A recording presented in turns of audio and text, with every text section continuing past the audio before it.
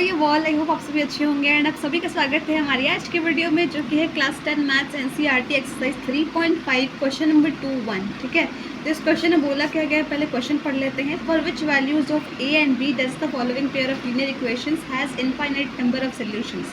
तो अब ये क्वेश्चन पढ़कर कुछ पीछे की मेमोरीज तो नहीं बट रिमेम्बरेंस याद आई होगी कि कुछ याद करने के लिए कहा गया था आपको, वो चीज़ें यहाँ पर आपको यूज़ करनी होगी। कैसे, यहाँ पर आपको दो इक्वेशन दी हुई है, एक तो इक्वेशन ये है, एक इक्वेशन ये है। ठीक है, अगर यहाँ पर बोला गया है इनफाइनाइट नंबर ऑफ सोल्यूशन, इससे आपको कुछ ना कुछ तो याद आ रहा होगा।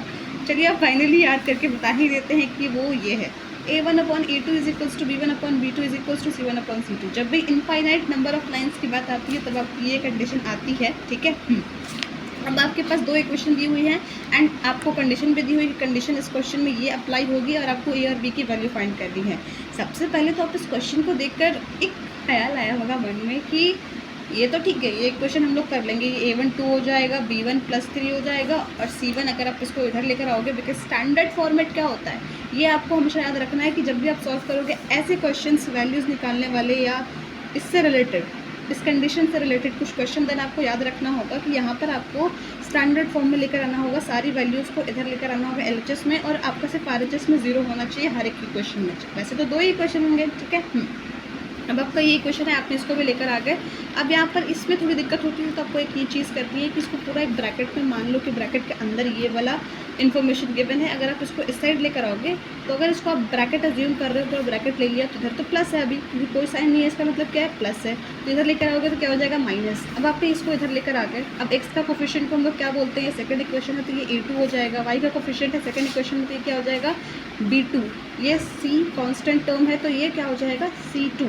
नेगेटिव साइन के साथ तो आपको साइन भी इंक्लूड करना होगा जब नेगेटिव हो। प्लस रहेगा तो आप लिखोगे नहीं लिखोगे चलेगा, बट माइनस हो तो आपको लिखना ज़रूरी है। ठीक है, अब इस कंडीशन में आ जाते हैं। आप सिंपली आपको वैल्यूज पुट करनी है। पहले तो देखकर ये बहुत ही कंफ्यूजिंग लग रहा होगा, कितना बड़ा सोल्यूशन होगा, कैसे करेंगे।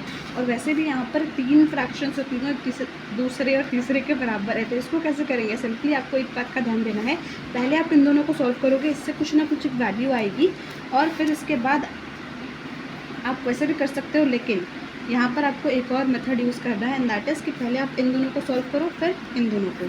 अगर आप अलग अलग नहीं करना चाहते हो तो एक बाइफरफिकेशन कर दो और उसके बाद एक साइड में इसको सॉल्व करो, एक साइड में इन दोनों को, यानी बीच वाली जो आपकी फ्रैक्शन होगी ना उसको आप पहले वाले के साथ भी यूज़ करोगे, दूसरे वाले के साथ भी यूज़ करोगे। ठीक है, अब यहाँ पर आप सॉल्व करते जाओगे। पहले इन दोनों को सॉल्व किया, क्रॉस मल्टीप्लाई किया। सबसे पहले तो अपने मन से डर निकालना है कि बहुत लंबा होगा, इनो लगता है होगा भी, बट पेन तो चलाओ, कम से कम गलतियाँ होंगी, पता तो चलेगा अच्छा यहाँ पर ऐसी गलती होती है, अगली बार से वो ध्यान आएगा।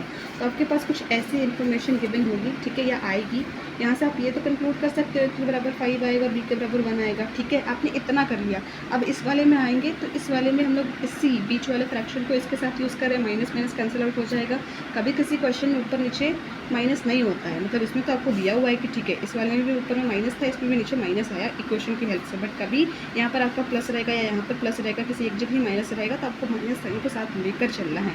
और उसके दिक्कत से बचने के लिए आपको सिंपली करना है कि ब्रैकेट में उसको रखना है तब तक कि जब तक कि आप मल्टीप्लाई ना कर रहे हो। ठीक है, मल्टीप्लाई में आपको ब्रैकेट के बाद साइन का भी ध्यान देना होता है।